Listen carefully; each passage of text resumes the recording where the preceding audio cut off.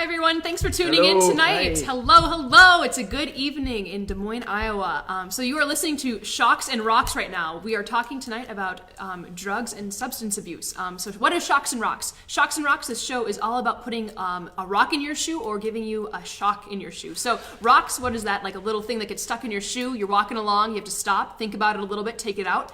A shock is like a Nike shock. You know, it gives you a little spring in your step, motivates you forward. We want this show to challenge you and encourage you. And so today, like I said before, we are talking about drugs, alcohol, and substance abuse. And so I've got 3 guests with us tonight. Do you guys want to all just introduce yourselves, give us your name, a little bit about you, and for a fun icebreaker question, what is your worst or best sunburn story? All right, I can go first. My name is Jordan Anderson. My worst sunburn story, I was overseas and it was snowing out and we were on patrol all day long, and so there's no clouds though, and so the sun was just kind of reflecting off the snow. When you're in the military, you have to wear a helmet, so I had my chin strap that went down the side of my face and over my chin and under it, and I had sunglasses, and so my sunburn, it was completely white, pasty all the way across my chin. It looked like I had a chin strap, like facial hair, but it was just my pasty skin, and then everything else was like beet red and blistered because I was out there for so long. So it was pretty funny. We had weird tans for most of the year. So yeah. Was I supposed to say anything else? Maybe who you are. I mean, I said my name. Okay, yeah, that's enough. Okay. All right, I'm Garrett Witzenberg. I think my worst sunburn deals with reflection off the sun or off the water as well. But we went kayaking, and I typically neglect to wear sunscreen because I'm a proud person, and I think that it's not going to affect me. And when you sit out in the sun on the water for 3 hours in August, yeah, you're bound to get sunburned. So, the next day I was pretty crispy red, and that lasted probably for about a week and a half, where I was kind of shedding some skin. So, needless to say, lesson is not always learned. I still don't wear sunscreen sometimes. So, I think during summer, it's like the sunburn will tell you like who struggles with pride the most. You know what I mean? It's like you'll see it and be like, oh, sin. Yeah, that dude right there. That's sin there. Yes. That's sin. Indeed. Don't pride. My name is Sean Trammell, and my worst sunburn I ever had in my life, I was in Belize on a service trip, and we took one day to go snorkeling. And like my German-skinned complexion companions here, I am also proud and do not wear sunscreen. And it doesn't usually cause too much problem here in America. I also have some Native American blood in me, so my skin tans pretty well. But in the closer to the equator, and more tropical environment, there's not quite as much coverage, and the sunlight's a little bit more direct.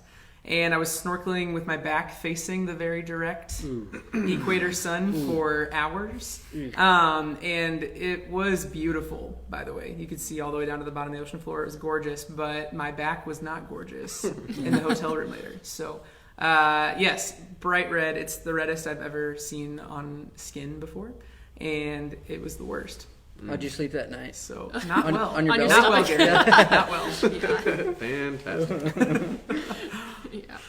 Yeah. Well, I've never sunburned before, so we can get right into the questions. Yeah, okay. Yeah, No, sure. just kidding.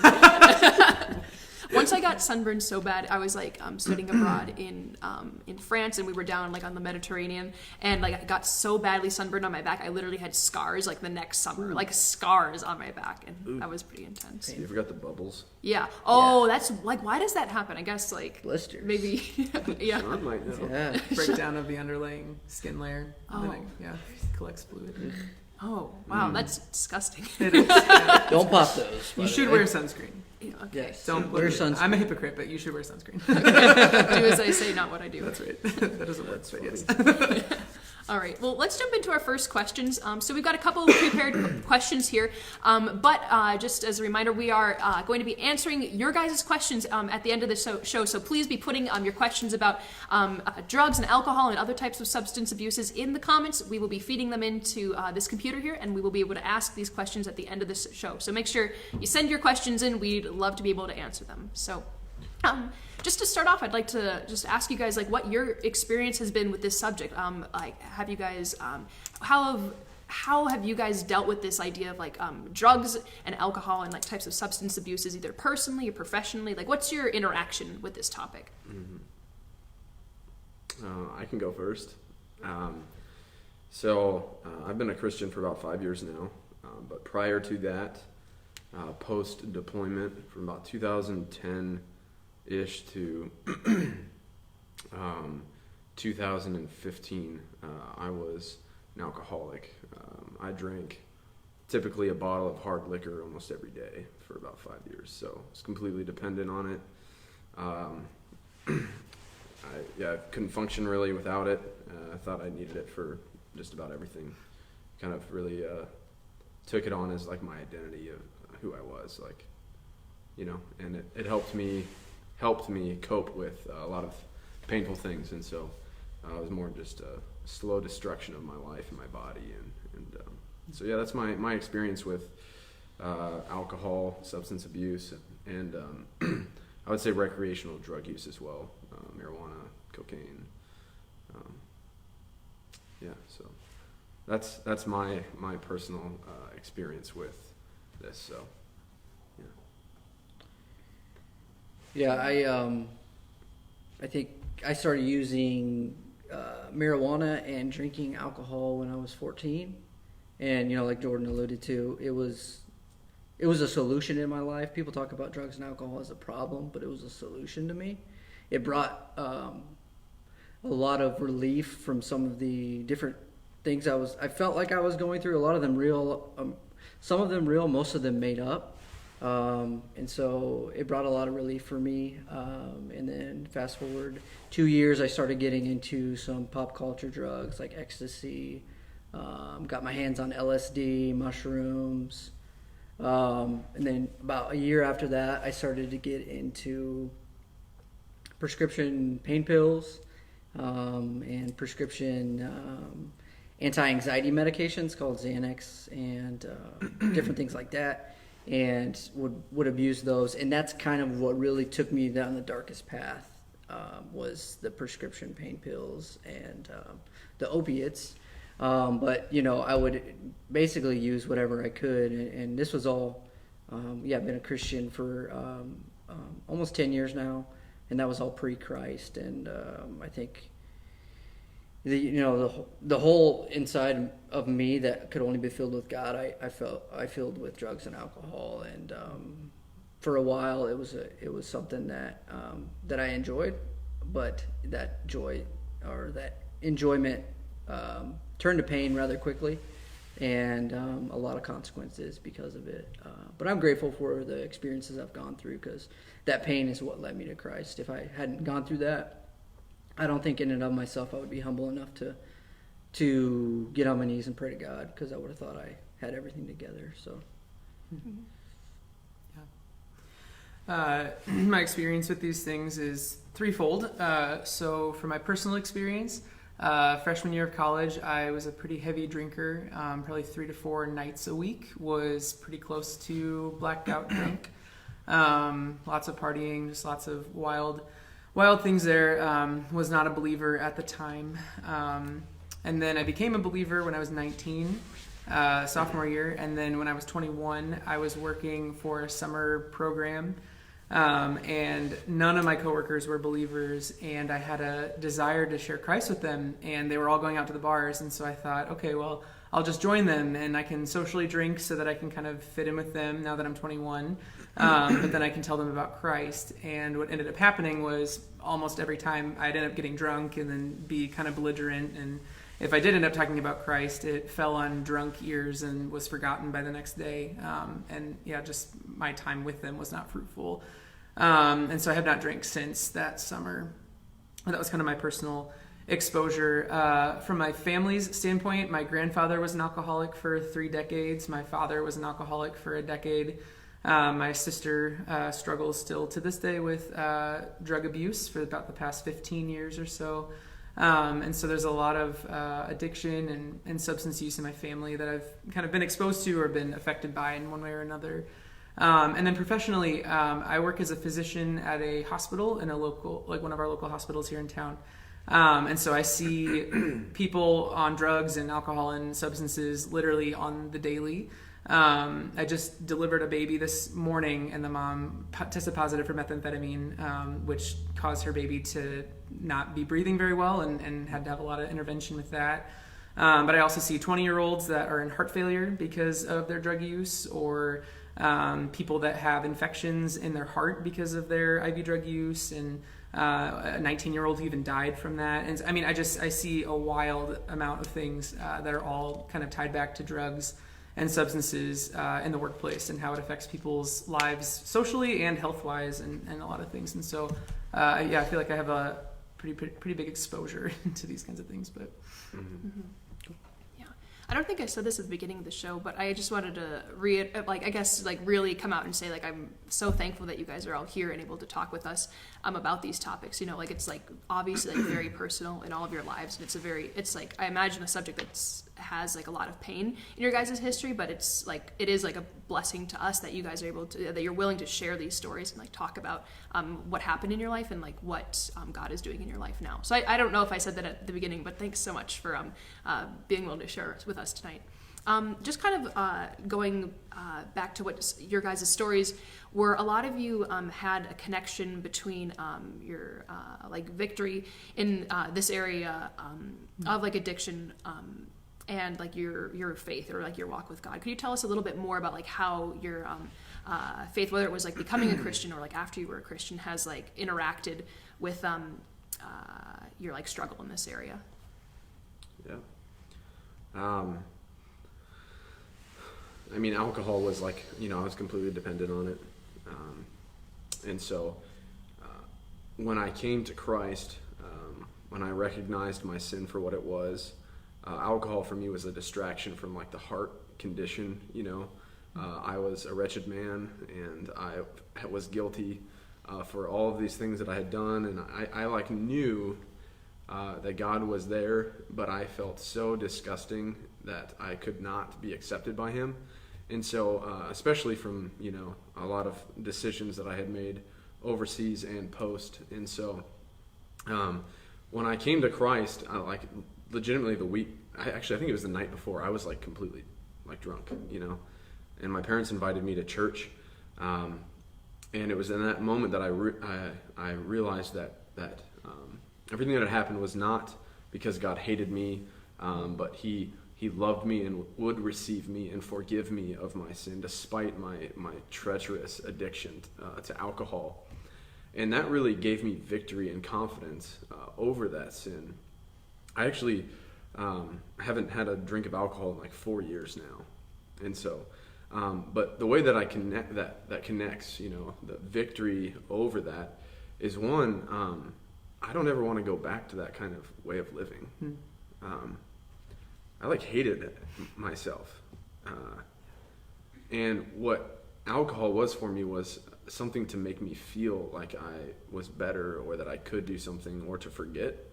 But I don't want to forget now, because I know that I'm secure in Christ, that I'm deeply loved and known by the Creator of everything. And so I don't need to fill that void in my heart.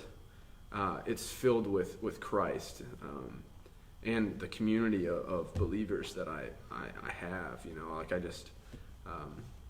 and so that is like, I'm not, if that answers your question specifically, but that is what drastically changed in my life, from like the dependency and the feeling the need for it.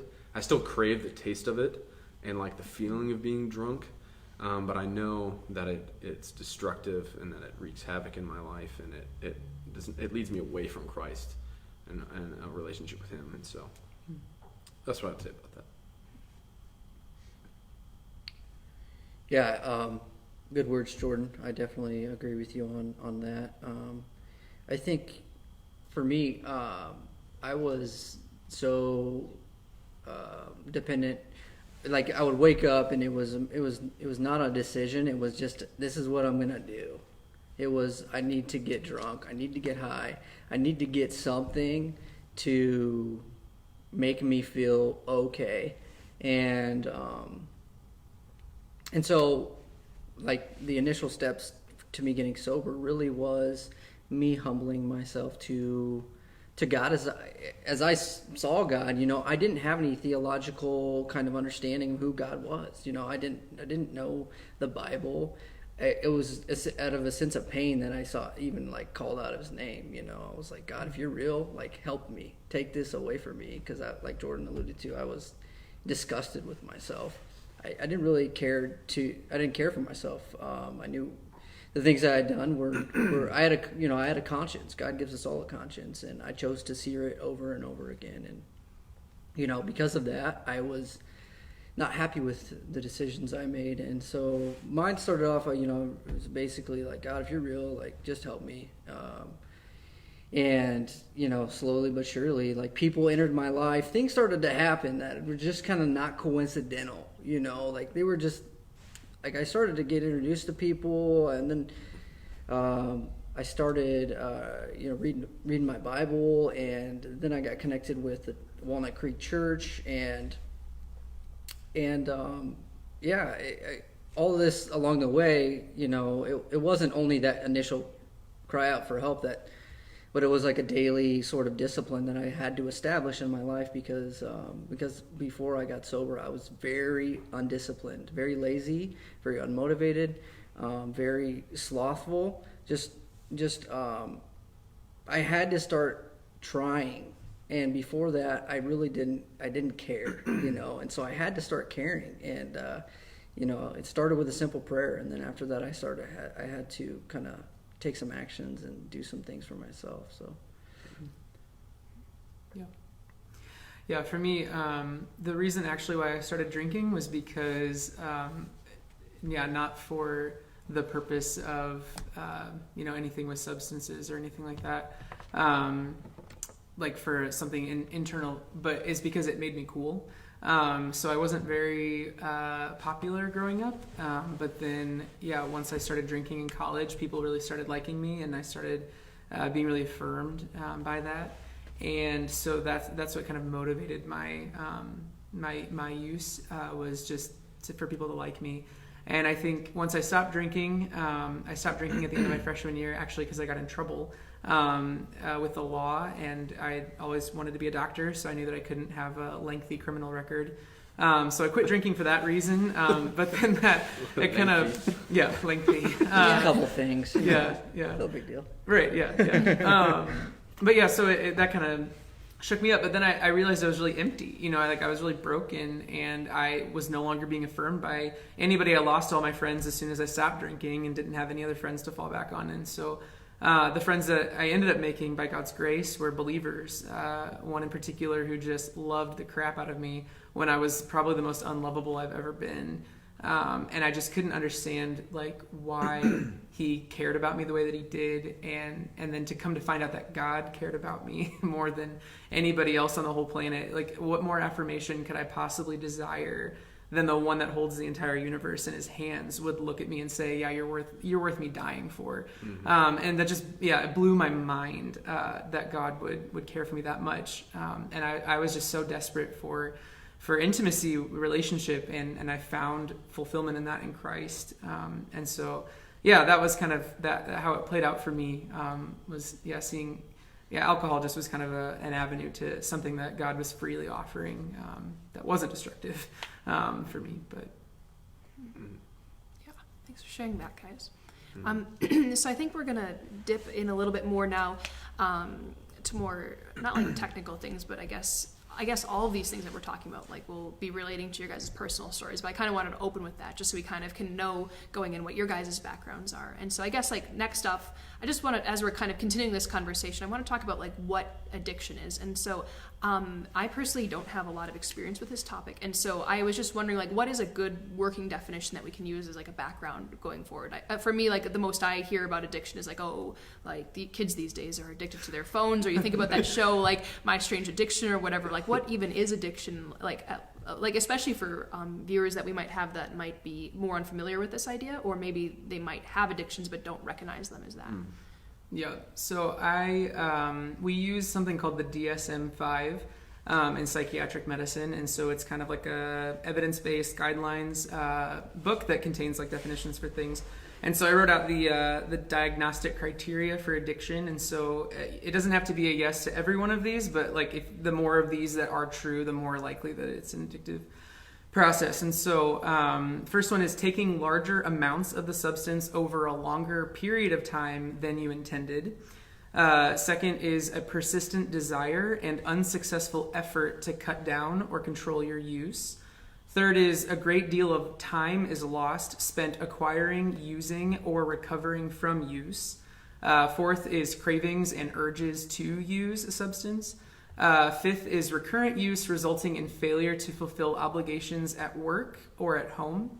Next is continued use despite adverse effects in your work, social, and family life. Next is important activities are given up because of your use. The next one is recurrent use, even in physically hazardous situations. Next is continued use despite knowledge of the adverse effects on your physical health. Next is development of tolerance, and then the last one is withdrawal. Okay. And so for that, is like all of those have to be present for it to be addiction, or is it like those are like a certain, like any of those being present means it could be an addiction? Yeah, so you don't have to have all of them for it to be an addiction, but the more of those that you would say yes to, the higher likelihood that it is an addictive process. So could you say that like addiction isn't just like a physical thing, but also like a mental or psychological issue as well? Absolutely. Like not becoming dependent just physically, but also mentally, psychologically as well. Yeah. Your brain is actually very plastic, which is just a way of saying that it can change and mold and is shaped by your environment and by the things that you face and that come into your body. And so substances of every kind will influence the way that your brain develops, even when you're older, and will change the way that your brain functions. And so there is a reward pathway that exists inside your brain. There's a few different structures inside your brain that make up this reward pathway. One of them is your memory center. So your memories get linked with how you felt about the situation, which then will drive you towards more things that are like that memory if it's positive, or more things away from that type of memory if it's negative. There's also a fear center in that center of the brain. So again, if your fear is driven up by something, then you'll remember, and then you'll have the fear stimulus, and that will provoke you to not go towards that thing again. And so, and then there's also the pleasure center. So that's also found in this reward pathway. And so this is where your brain releases the chemicals that give you the good, euphoric sense that can come from an exercise or hug from a loved one or getting some really good news, and those types of things. And so that's all a very natural process in your brain.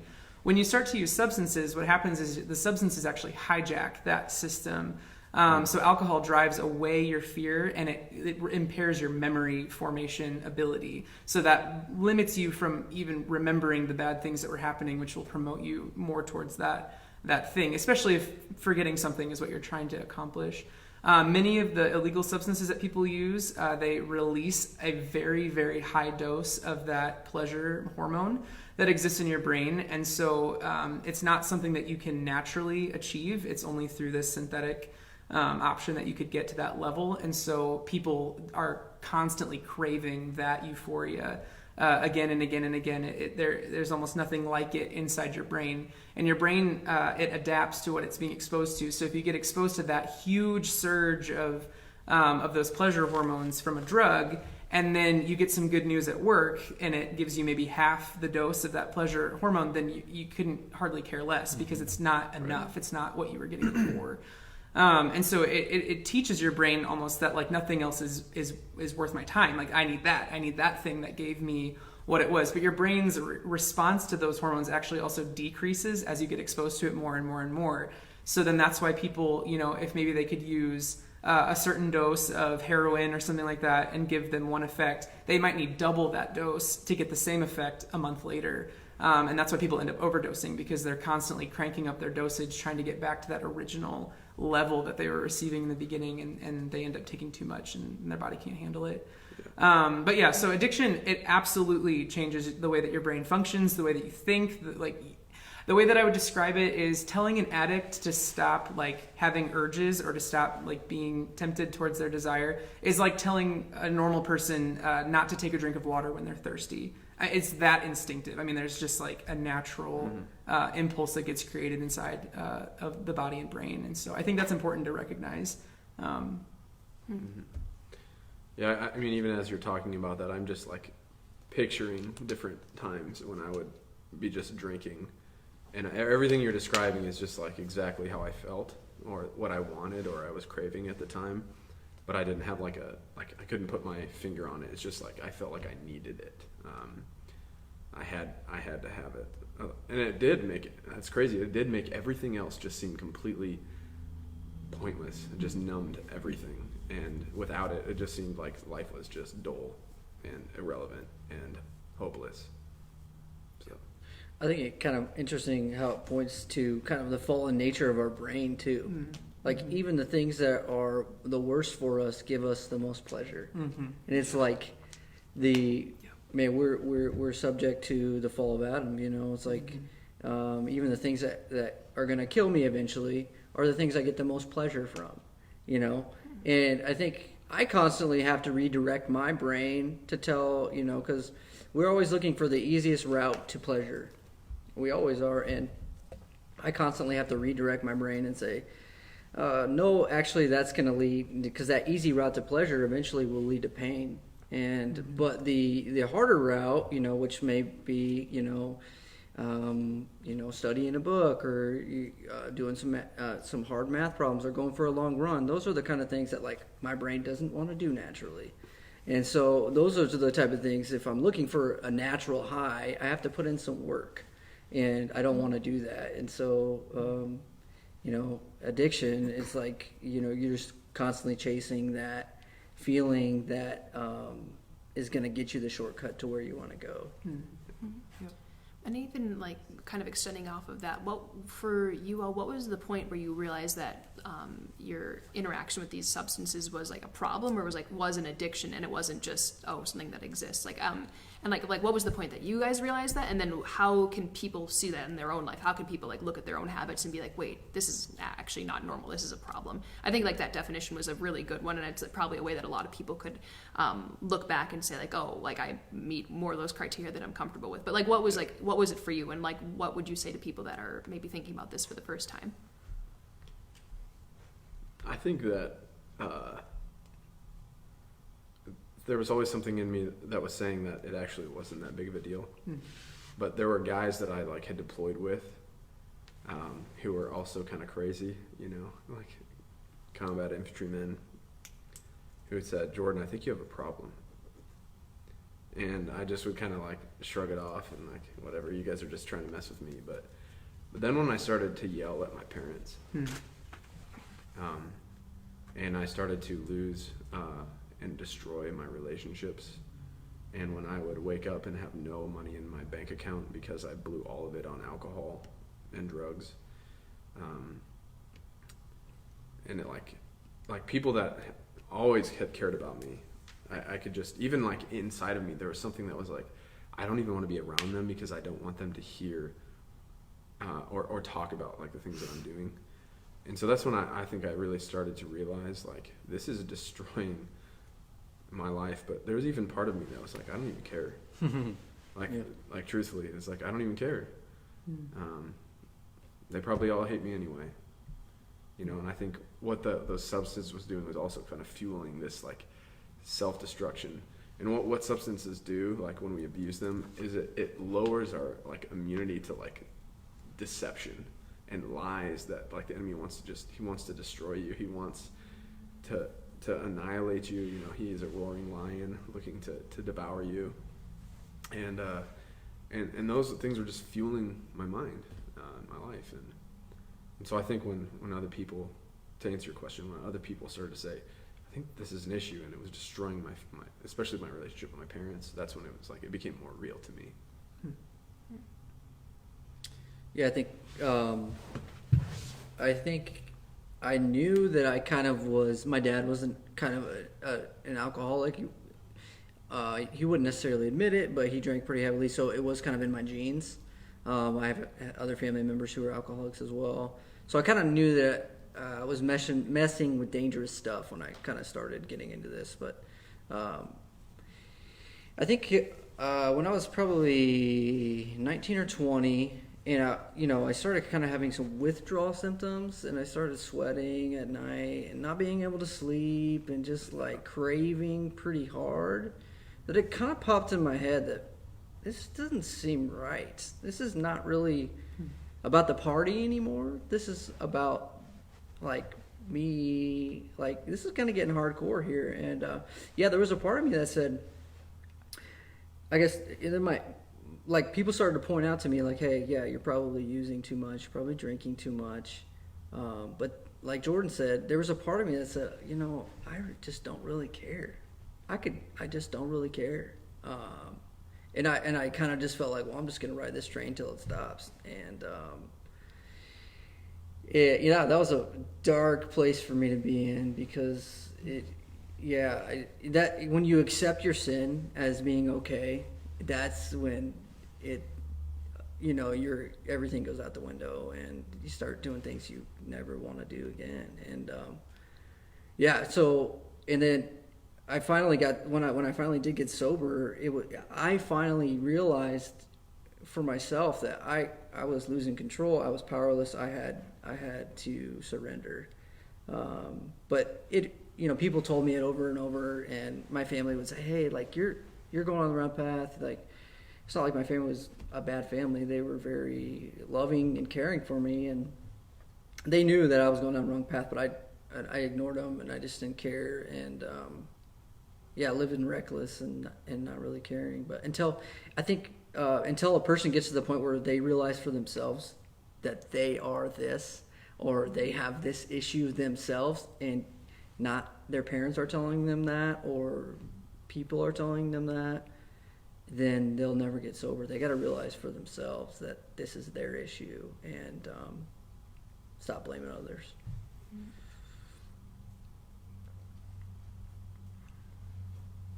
Yeah, I think for me, the turning point was kind of, getting busted and then having some legal issues and things like that. What I think was interesting for me was I stopped drinking, but then, almost immediately just replaced that with something else. And so it was either pursuing friendships elsewhere, or just pursuing academic success, or even like video games or movies, just like anything that I could just to like fill in my life with something. And it was almost through that experience just recognizing, kind of like Garrett, you touched on this earlier, but like our souls just have this like bottomless hole in them that like we try to fill with all kinds of things, and nothing quenches that desire except the Lord. It's just like, until I found Christ, like I felt empty no matter how much I filled myself up with something. And so that was kind of the turning point for me too, is just realizing, you can turn anything into a problem. Like you can turn anything into an addiction or to an idol. And some of those things are maybe a little bit more positive for you. So maybe exercise is your addiction. And it's like, okay, physically that's healthy for you. But spiritually, if that's how you're like dealing with all of your problems, like it's going to wear out eventually. Like it's not going to take you to the end. Only the Lord can do that. And so I think that was a big eye-opening recognition for me, was just I'm never going to find something that actually fully satisfies me permanently in this life. And Jesus has done that and will do that for all of eternity, which is awesome. But yeah, so I think that was probably for me. But. Yeah. So I think like as we've been talking, like a major theme obviously is like the way that like the Lord has like shaped your like view of your journey with like different substances. But I'd love to like focus in on that and like talk more about like what Scripture says about like alcohol and drugs and like like addictions of all kinds.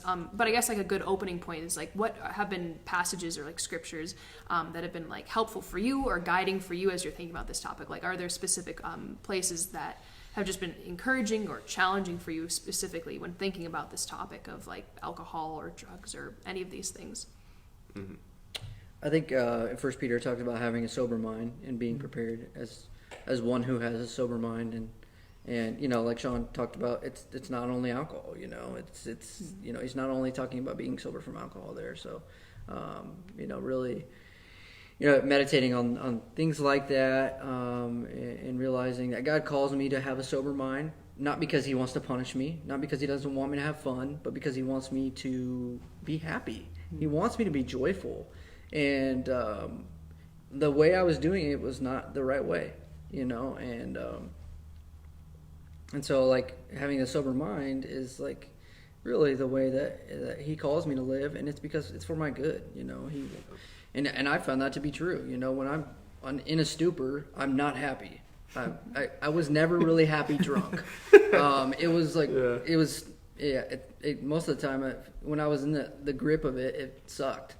And if anyone's struggling, you know that firsthand. You know how you don't want to be where you're at right now. And, you know, God, the scripture that he gives us is for me, and he gives it in a way that he wants to bring the purpose for humanity to being. And so yeah, I found that scriptures like that to be pretty helpful in my walk. So I think something that would be helpful, I think we can, you know, everyone in the audience who's watching this, people, I think most of us, I would hope that the majority of you would say, yeah, like alcoholism is bad, like hard drugs are not good, you know. But what about like, what does the Bible say about, you know, like just drinking in general? You know, we talked about like substance abuse, like when does it become wrong? When is it sin? And so the Bible actually talks about alcohol a lot, like all over the Old and New Testament.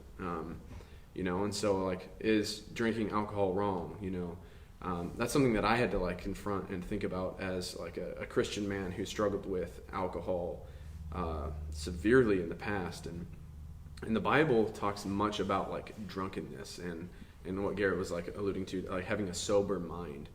And so as Christians, you know, we're speaking to the Christian now, I think that you want to be like above reproach. You want to have a sober mind. You want to be able to represent Christ as an ambassador.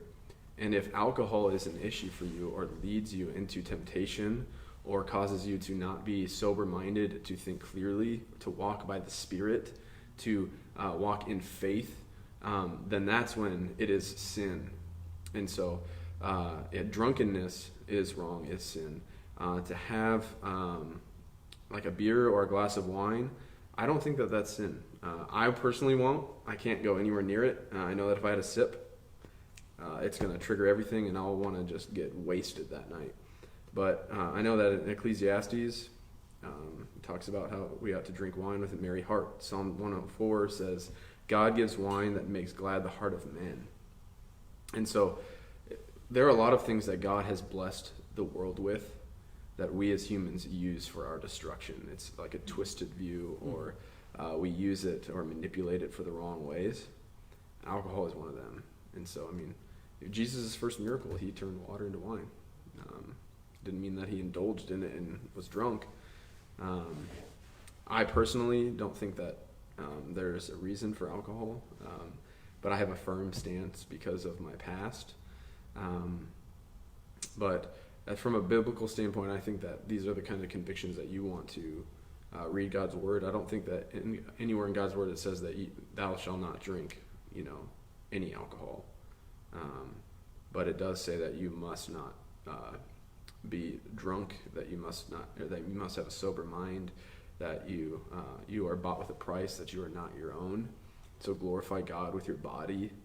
And so if alcohol or, you know, marijuana or whatever it is causing you to walk away from that, then that's when it's sin and it's an issue in your life, I believe.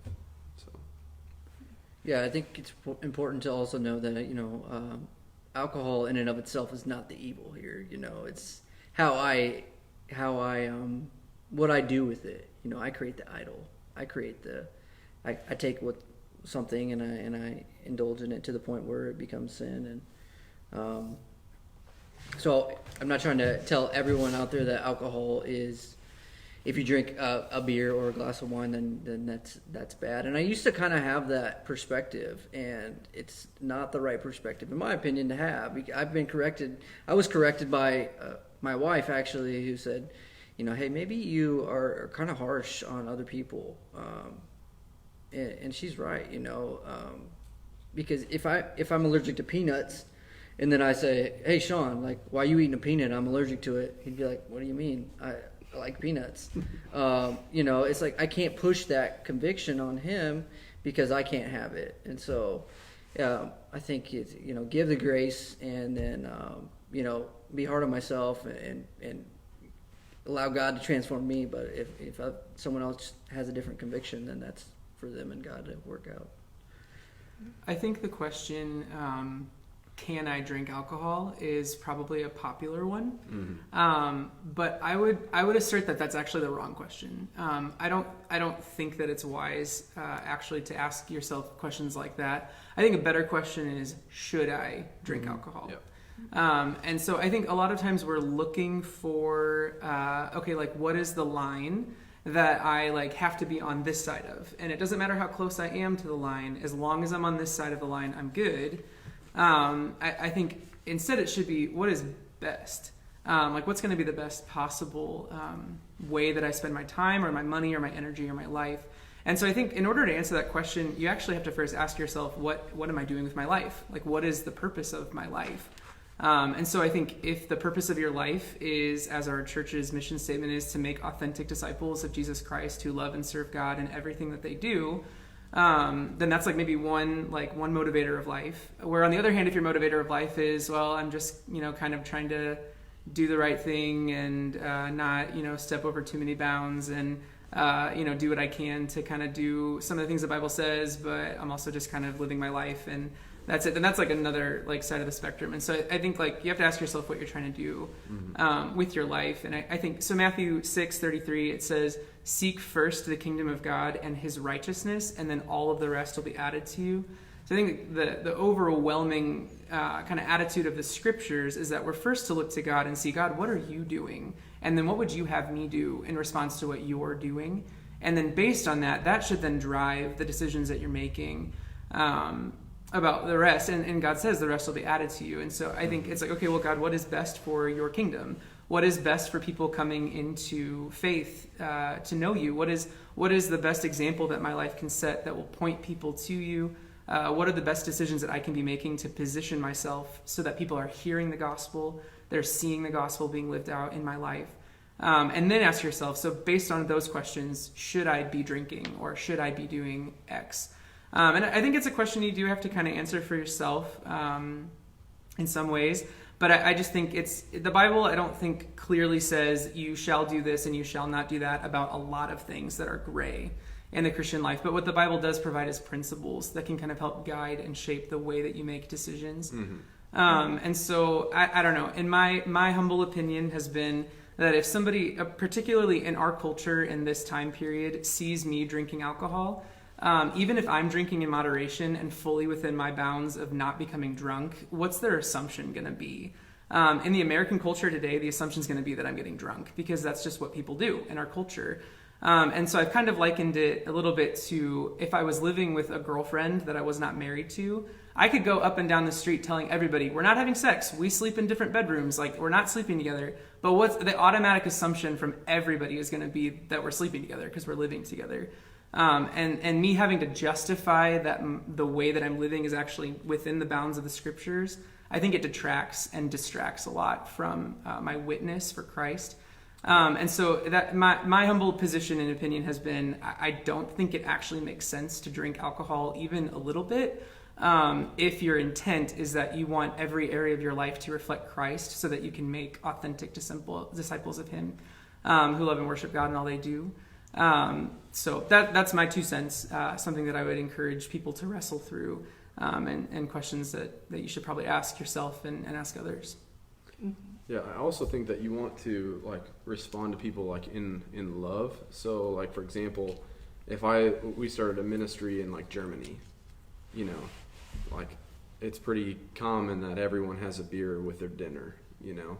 And if I'm being hosted by another, you know, group there, and they're like out of love, they serve food to me and they offer me this, you know, I think personally in my own experience, I just couldn't. But I think out of love, like it would be appropriate or okay to like receive that as a gesture of love for their hospitality and generosity to me.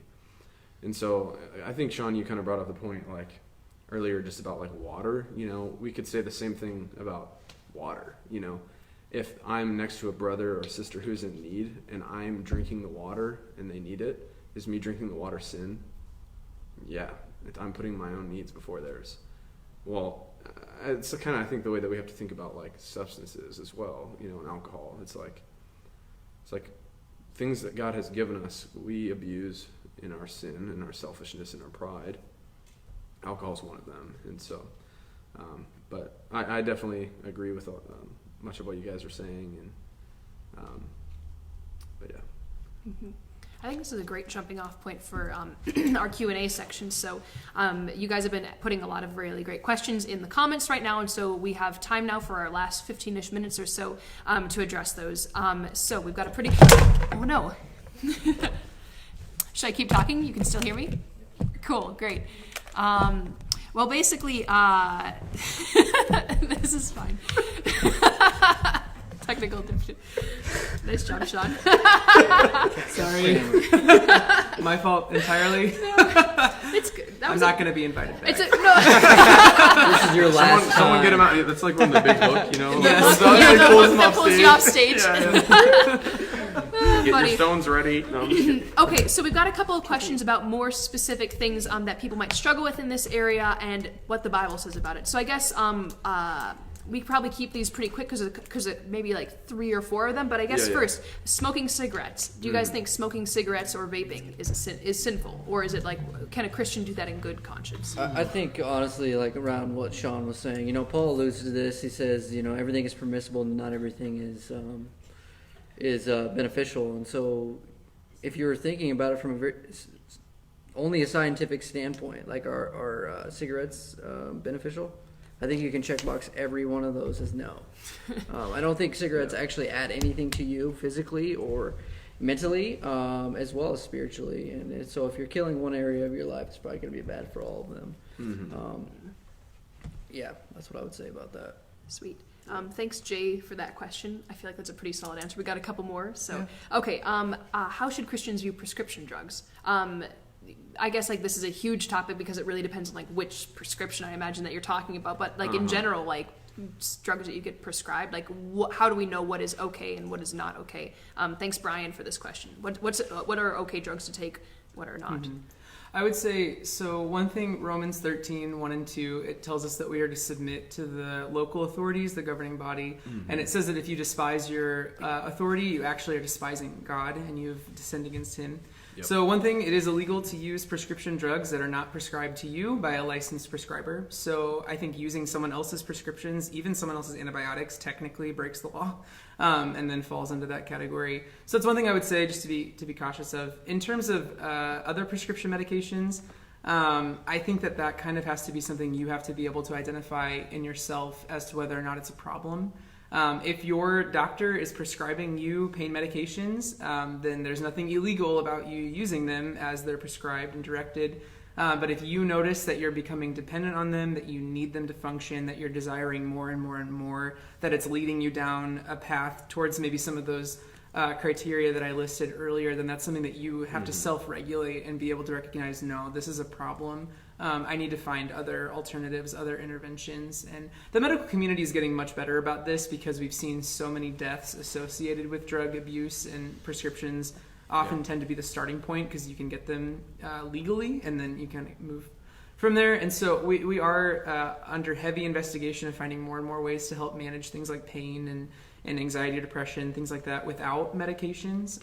But again, I think it's something you just kind of have to be able to regulate with that. I would just say get some accountability, have somebody in your life that you can actually talk to about these things, and get some perspective from outside yourself, because you are not to be trusted. Like in every single area of life, you're going to be biased towards your own sin, towards your own desires. And so I think having an outside look is helpful. But Absolutely.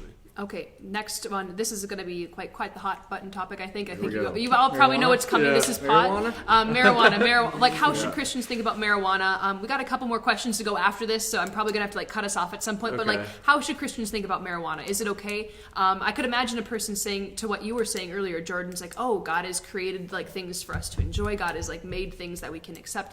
Is that a valid argument to apply to Christians using marijuana? What do you guys think? Well, I think it depends on the context of which someone asks that question. You know, if someone is asking that question to justify their ounce of marijuana that they smoke every day just to get high, and, I think that's when it becomes an issue. Also, what Sean alluded to, obviously it doesn't necessarily go or extend to the entire country. It's not illegal everywhere. But yeah, we ought to submit to our governing authorities, and here in Iowa it is illegal. And so if you are smoking marijuana, then yes, I believe that you are in sin.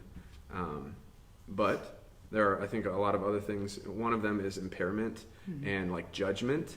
And so we ought to have a sober mind, like Garrett alluded to earlier, is it also lowers our, I think, ability to flee and from sin, from temptation, and we're also commanded to do that, And so those are just a few quick things that I think about. Plus, eating a lot of Doritos is probably not good for you. Yeah. Gluttony is a sin. So there was a study in the American Journal on Addictions that this was the statement from their conclusion. Marijuana use over time was significantly associated with increased health problems by the late 20s, including respiratory problems, general malaise, which means feeling unwell, neurocognitive problems, and lower academic achievement and functioning. So in my mind, I just think, okay, well, our objective, non-Christian, secular studies are showing that it has tons of adverse effects on your health and on your mental ability, and that's long-term. That's not, neurocognitive problems don't just flip a switch back to normal if you stop. And so my perspective is like what Jordan was saying, regardless of whether it's legal or not, it impairs your mind. It dulls your senses. It prevents you from being as sharp as really Christ would want you to be in order to obey the way that he's asked you to obey. And so I would not ever condone it to anybody. But I've heard people describe it as well. It's you can consume alcohol without becoming intoxicated or without becoming you can have it and still be sober minded, but you can't take pot, or you can't smoke pot, and you every time you smoke pot you get high. There's not an incremental thing. Is that correct? Is that a correct way of saying that? I actually don't know. Yeah, Okay. I can't concretely say that, but I know that every time that I have smoked marijuana, I got high. or you want to get high. Yeah, you're trying to get high. The point of it is to get Yeah. high. It's why would you smoke? If that'd be if me going out and just pulling a bunch of grass, rolling it up, and smoking it with zero effects. Why would you do that? You wouldn't do it. You know what I mean? It would why? taste terrible. Yeah, it would. But I mean, marijuana doesn't taste great. I don't think, personal opinion. But it's why would you smoke it? Why would you inhale this substance into your lungs if it did not give you some sense of rush or certainly pleasure? not for health benefits, as Yeah. we can Yeah, see. Which it's is what a lot of people would say. Yeah. They'd say Yeah. The lungs there's were designed for air, and that's about it. And so, and I say this smiling because it does seem just preposterous in some degree, but there are a lot of people that smoke. I would say that the majority of people that are students that I talk to on campus who are not Christians smoke marijuana. The majority of them. Yeah, I see it all the time. Yeah. So. I think too, it being legal adds another degree of temptation. Honestly, for me, I went to Colorado a year ago, and all these pot shops are around now. I wanted to smoke some pot. It smelled good. It was desirable, and that's my sinful nature, obviously. But it was there, and so it being legal, that's a very long question to answer. But I think to one point for a Christian is it does add a sense of temptation because it's now legal, and therefore you don't have to. Your conscience no longer has to wrestle with that. It's legal. Yeah. So, Yeah. Mm-hmm. Yeah. Okay. So a whole bunch of people just flooded with a couple of extra questions Yeah, about different types of things. We're not going to talk about whether or not caffeine is allowed for Christians or not. Don't drink caffeine. Google it. I'd be in trouble. Sorry, man. guys. It's a great question. But I think like a really great one for us to maybe end on is like what can people that maybe don't struggle with this, like what can you do to support friends that that struggle with this, that are maybe trying to get sober or trying to quit or trying to be free of this, or and how do we talk to people that are struggling with this but they don't see a need to break away from it, or they don't have that desire yet. And man, we also got 5 minutes, so again this is going to be a speed round. Unfortunately, Yeah. What do you guys got? I think it's super easy to get frustrated with people when they're struggling with addiction and you don't, because you don't really understand what's going on in their internal world. But one thing that I've had to remind myself is that is how God sees me. Like day after day after day after day after day, God watches as I make all of the worst possible choices and commit sin left and right and think horrible things about people and say the stupidest things and knock cameras off of their stands and disrupt CFGoesLive and all these things. It's happened before, like multiple times. No, it's perfect. No, but I just think it's like, yeah, God, he's just watching me as I do all of these dumb things, and he knows perfectly how much I'm wrecking my own life when I make those choices. And yet he just is so loving and so patient and so kind. He never gives up on me. He continues to love me through all of it. He allows me to suffer from consequences so I can learn. But he never leaves me, never forsakes me. And I just think, God, if you're going to extend that kind of grace to me as a guilty, wicked, depraved sinner, like how much more do I just need to extend grace to somebody who's struggling with something that I don't understand? Because I have plenty of struggles that they probably don't understand. Yep. And so I think just having that mentality will help soften like your reaction towards people a lot. Which is really, really helpful.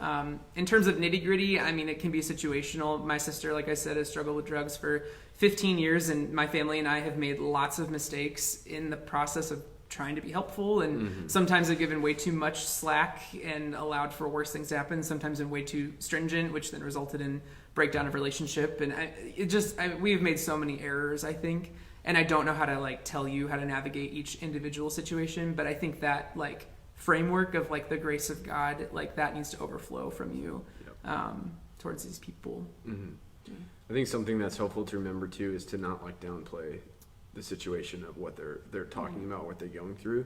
It may seem preposterous or ridiculous to you if you have never struggled or have dealt with things like this, but that doesn't mean that it's not true.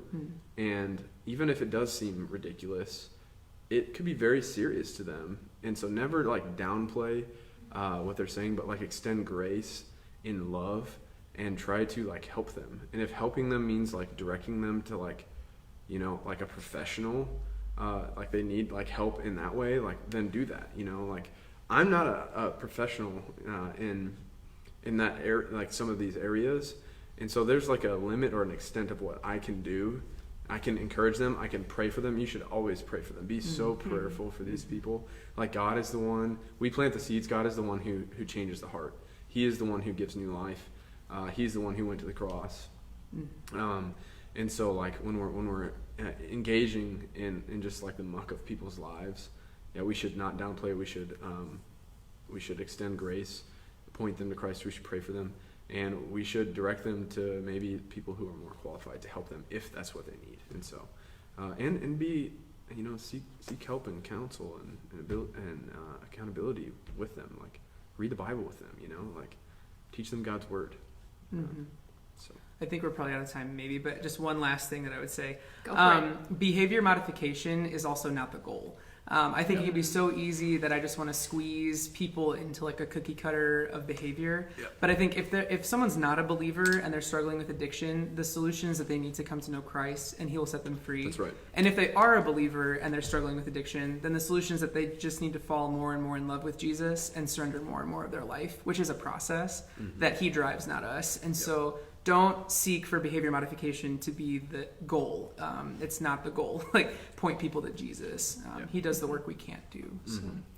Awesome. Thanks so much, you guys. With that, we're going to close for the night. Thank you so much, Garrett and Sean and Jordan, for being here. This was a great conversation. It was really encouraging for me. Hope it was helpful for you guys. We'll see you all here next week at the same time. Thank you, guys.